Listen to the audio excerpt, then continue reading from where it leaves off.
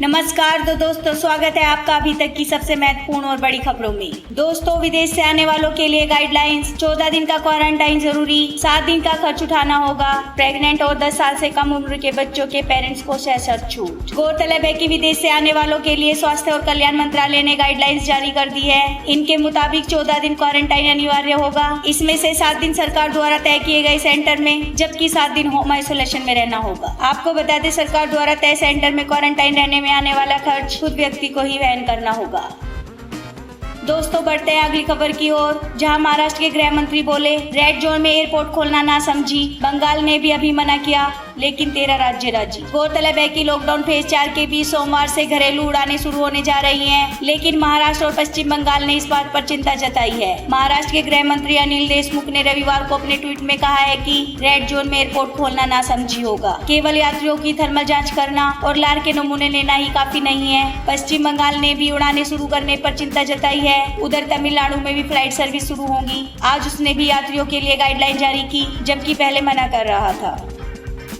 दोस्तों, मैं आपको बताने वाली हूँ, भारतीय रक्षा विशेषज्ञों का दावा, कश्मीर पर तालिबान का बयान महज पैंतरेबाजी और यह अफगानिस्तान से बातचीत से पहले भारत के सामने अच्छा बनने की कोशिश। दरअसल आतंकी संगठन तालिबान ने पिछले हफ्ते कश्मीर मामले पर किसी भी तरह का दखल देने से इनकार किया था। कश्मीर को भारत और पाकिस्तान के बीच का मसला बताते हुए कहा था कि वह दूसरे देशों के मसलों में दखल नहीं देता। आपको बता दें, भारतीय रक्षा विशेषज्ञों ने उसके बयान को अफगानिस्तान से उसकी बातचीत के पहले की पैंतरेबाजी बताया है। राष्ट्रीय सुरक्षा सलाहकार बोर्ड के सदस्य तिलक देवेश्वर ने कहा है कि तालिबान अफगानिस्तान की अशरफ गनी सरकार से बातचीत से पहले खुद को भारत की नजरों में अच्छा दिखाने की कोशिश कर रहा है।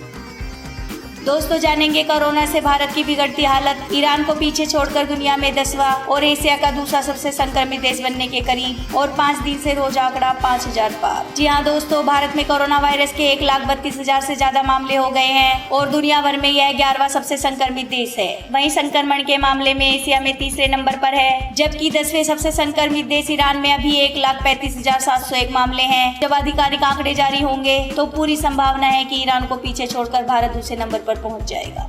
दोस्तों, दिल्ली से लौटे 2 भाइयों ने एक मचान पर खुद को किया क्वारंटाइन और बिस्तर बिछाने में रखा सोशल डिस्टेंसिंग का ख्याल। दोस्तों, आपको बता दें, यदि कोरोना से संक्रमित होने का जोखिम हो तो खुद को क्वारंटाइन करना ही सबसे सुरक्षित उपाय है, ताकि ये दूसरों तक न फैल सके। इस बात पर जोर न सिर्फ शहरों में दिया जा रहा है, बल्कि गाँवों में भी जागरूकता दिख रही है। उत्तर प्रदेश के सुल्तानपुर जिले में 2 भाइयों ने गाँव से 600 किलोमीटर दूर खेत में मचान बनाकर खुद को क्वारंटाइन कर रखा है और इसमें सोशल डिस्टेंसिंग का भी ख्याल रखा गया है।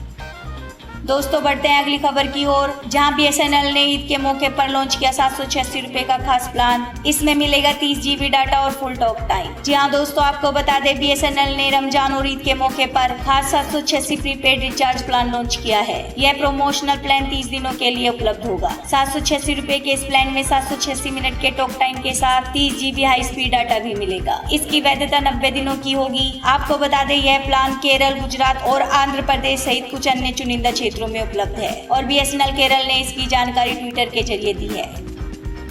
दोस्तों, अगली खबर में जानेंगे, देसी नुस्खे पर रिसर्च, ब्रिटिश शोधकर्ता का दावा, नमक के पानी से गरारे करके कोरोना संक्रमण के लक्षण और बीमारी का समय घटाया जा सकता है। दरअसल कोरोना वायरस के संक्रमण से जूझ रहे हैं तो नमक के पानी से गरारे करने पर राहत मिल सकती है। यह दावा ब्रिटेन की एडिनबर्ग यूनिवर्सिटी में हुई रिसर्च का है। इसके मुताबिक नमक के पानी से गरारे करने पर संक्रमण के लक्षणों को कम करने के साथ बीमारी की अवधि को भी घटाया जा सकता है। शोधकर्ताओं ने कोरोना संक्रमण से जूझ रहे 66 मरीजों पर यह रिसर्च की। इन मरीजों की नाक और गले में कोरोना का संक्रमण था।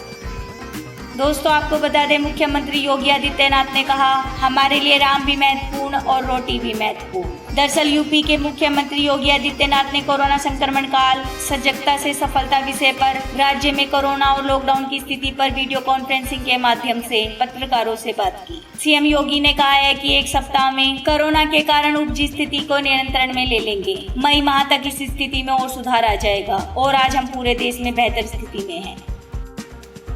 दोस्तों, कहां पैदा हुआ कोरोना? जांच के लिए तैयार हुआ चीन, लेकिन रखी है शर्त, और जानेंगे क्या कहा। गौरतलब है कि कोरोना संकट के मसले पर दुनिया के कई देशों के निशाने पर आया चीन अब झुकता नजर आ रहा है। समाचार एजेंसी AFP की रिपोर्ट के मुताबिक वह अब इस महामारी की उत्पत्ति की जांच के लिए तैयार हो गया है। आपको बता दें, चीन के विदेश मंत्री वांग यी ने संवाददाताओं से कहा है कि चीन का दरवाजा कोरोना के पैदा होने संबंधी अंतर्राष्ट्रीय जांच के लिए खुला है, लेकिन ऐसी जांच राजनीति हस्तक्षेप से मुक्त होनी चाहिए। दोस्तों, अगली खबर में कांग्रेस के वरिष्ठ नेता PL पुनिया ने कहा, दलित विरोधी भाजपा सरकार के साथ है मायावती। दरअसल प्रवासी श्रमिक और कामगारों के बाद कांग्रेस अब दलित उत्पीड़न के मुद्दे पर योगी सरकार को घेरना चाहती है। आपको बता दें, न सिर्फ सरकार बल्कि बसपा की राष्ट्रीय अध्यक्ष मायावती को भी कांग्रेस ने निशाने पर लिया है। रविवार को कांग्रेस प्रदेश मुख्यालय में पत्रकारों से बातचीत में पार्टी के वरिष्ठ नेता PL पुनिया ने कहा है कि उत्तर प्रदेश की योगी आदित्यनाथ की दलित विरोधी सरकार में दलित समाज पर राज्य संरक्षण में हमले बढ़े हैं। उन्होंने कई घटनाओं का उदाहरण देते हुए कहा है कि लंबी लिस्ट है और यह सब सरकारी संरक्षण में हो रहा है। दोस्तों, आपको बता दें, राज्यपाल धनखड़ ने ममता सरकार की कार्यशैली पर सवाल खड़ा किया और कहा 3 दिन पहले आर्मी क्यों नहीं बुलाई गई। जी हां दोस्तों, पश्चिम बंगाल के राज्यपाल जगदीप धनखड़ ने एक बार फिर चक्रवात प्रभावित क्षेत्रों में हालात सामान्य करने को लेकर ममता बनर्जी सरकार की कार्यशैली पर सवाल खड़ा किया है। उन्होंने कहा है कि अगर 3 दिन पहले ही आर्मी बुला ली गई होती तो हालात सामान्य होते। एक दिन पहले शनिवार को भी राज्यपाल ने पश्चिम बंगाल की सरकार की तैयारियों पर सवाल खड़ा किया था। उन्होंने पूछा था कि आखिर जब मौसम विभाग ने 15 दिन पहले ही चक्रवात की सूचना दे दी थी, तब बंगाल सरकार ने इसके घातक प्रभाव से निपटने की पूरी तैयारी क्यों नहीं की थी। दोस्तों, ओवैसी ने की केंद्र सरकार की आलोचना और राहत पैकेज को बताया है पर्याप्त। गौरतलब है कि AIMIM चीफ ओवैसी ने चक्रवात एम्फन से होने वाले नुकसान से निपटने को लेकर केंद्र सरकार की आलोचना की है। पश्चिम बंगाल और उड़ीसा के लिए प्रधानमंत्री नरेंद्र मोदी द्वारा घोषित राहत पैकेजों को ओवैसी ने अपर्याप्त बताया है।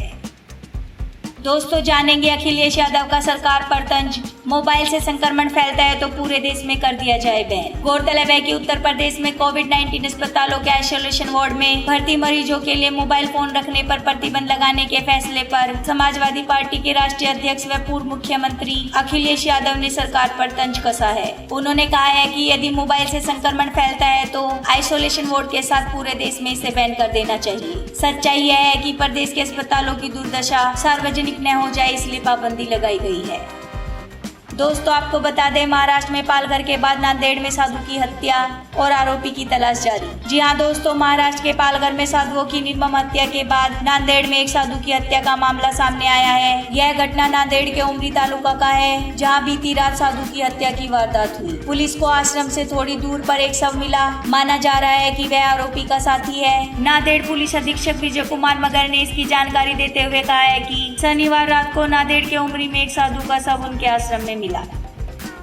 दोस्तों, 2 महीने बाद कल सुबह से शुरू होंगी घरेलू उड़ानें और महाराष्ट्र सरकार ने अभी नहीं लिया फैसला। गौरतलब है कि 2 महीने बाद 25 मई की सुबह 4:30 बजे दिल्ली एयरपोर्ट के T3 से पहली घरेलू कमर्शियल फ्लाइट टेक ऑफ करेगी। यह इंडिगो की फ्लाइट होगी जो कोलकाता जाएगी। अभी हर दिन 190 फ्लाइट टेक ऑफ और इतनी ही फ्लाइट को लैंड करने की इजाजत है। उम्मीद है कि इनसे 24 घंटे में 45 से 50 हजार यात्री आ जा सकेंगे और विदेशों में फंसे भारतीयों को लाने के लिए चल रहा मिशन वंदे भारत चलता रहेगा।